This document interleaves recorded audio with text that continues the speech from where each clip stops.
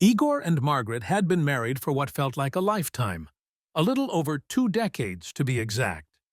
In that time, they'd created a whole world.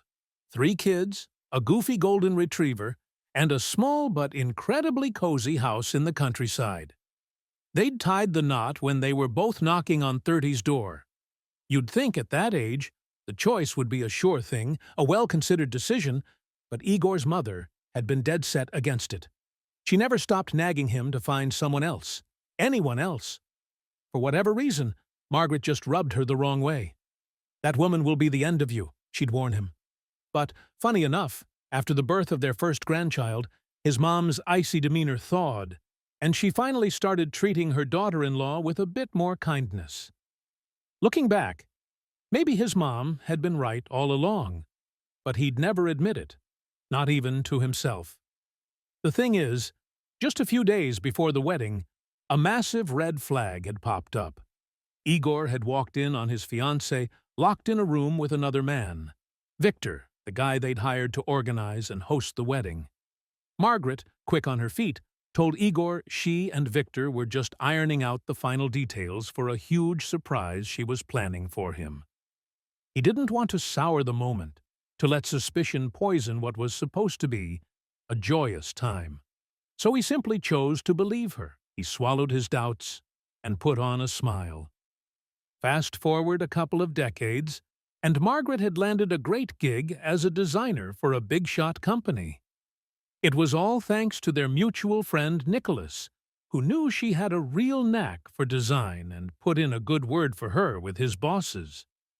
She was over the moon about the opportunity. Then one day, smack in the middle of a workday, Igor bumped into Nicholas at the mall. Nicholas suggested they grab a coffee, and they ended up chatting for hours. The conversation eventually drifted to work, and Nicholas started talking about a monster project their company was tackling. He mentioned offhandedly that Margaret was co-supervising it with one of their best employees, a guy named Victor. "Victor Koshkin?" Igor asked, a strange feeling twisting in his gut. The coincidence was just too much. "Oh, you know him?" his friend replied, oblivious.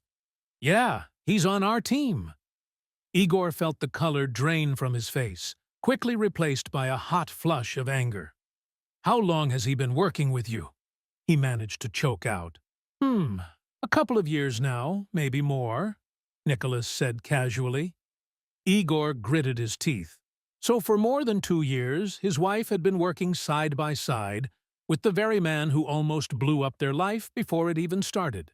And not just working, they were running projects together, their communication obviously close. It felt like steam was about to shoot out of his ears. He waited at home, ready to pounce the second she walked in. The moment Margaret crossed the threshold, Igor emerged from the living room with a look on his face that screamed trouble. "What happened?" she asked, her guard immediately up. Igor was silent for a moment, carefully choosing his words before telling her he knew she was working with Victor. "So what?" she shot back, her surprise sounding a little too perfect. "We're just colleagues." Of course, she was lying through her teeth. Ever since Victor had reappeared in her life, they were far more than colleagues, more than even friends. They were partners in a massive secret, one they both guarded with their lives. But now, standing on the precipice of exposure, she fought to keep her composure, terrified that one wrong move would give everything away. He could see the fear in her eyes, but she held it together, talking him in circles without letting a single crack show in her facade. Nothing she said calmed him down. A deep, burning indignation churned inside him. But what could he do? He had no proof. It was his word against hers, his gut feeling against her cool denial.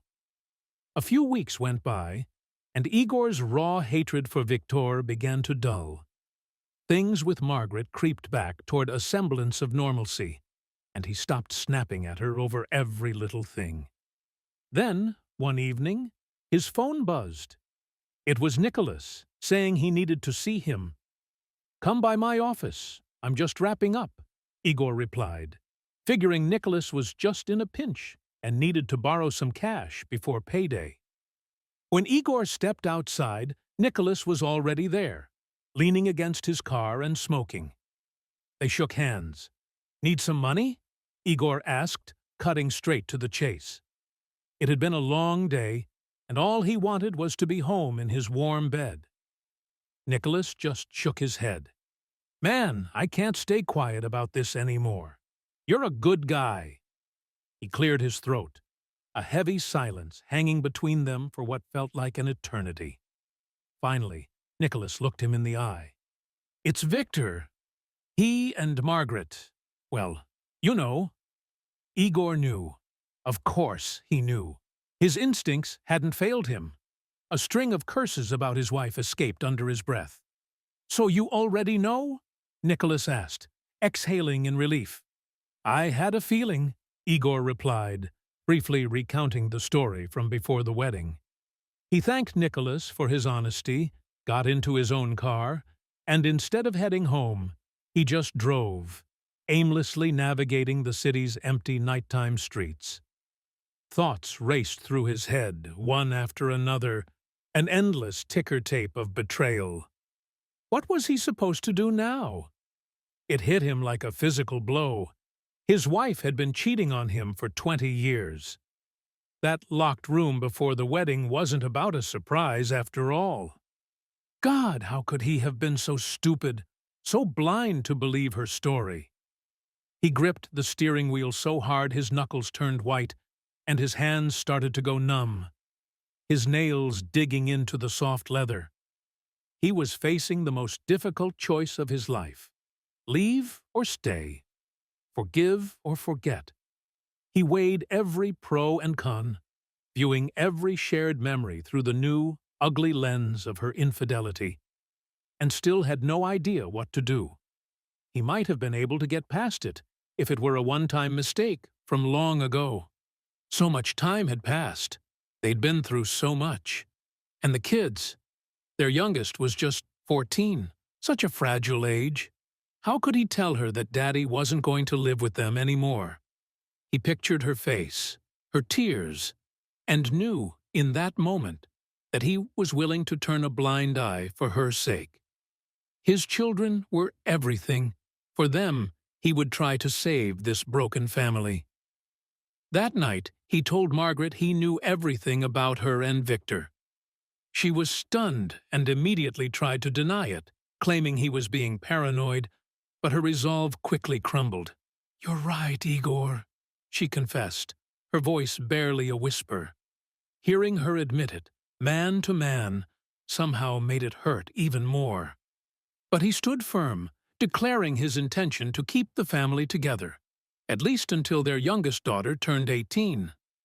Margaret, having no other choice, agreed. As you can imagine, no miracle occurred.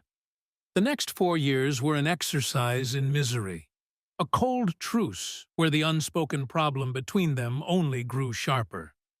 And then, when the last of their children had finally flown the coop, Igor and Margaret both breathed a massive, collective sigh of relief. Finally, they could stop pretending. They could just be themselves. At the first chance she got, Margaret moved in with Victor. Igor stayed in the apartment they once shared. They filed for divorce, and a month later, they were both free. To his own surprise, Igor felt as if a colossal weight, made of years of lies and resentment, had been lifted from his shoulders. The lightness that came with his newfound freedom was a strange but exhilarating feeling. Over time, they started seeing each other at holidays and family gatherings their children organized.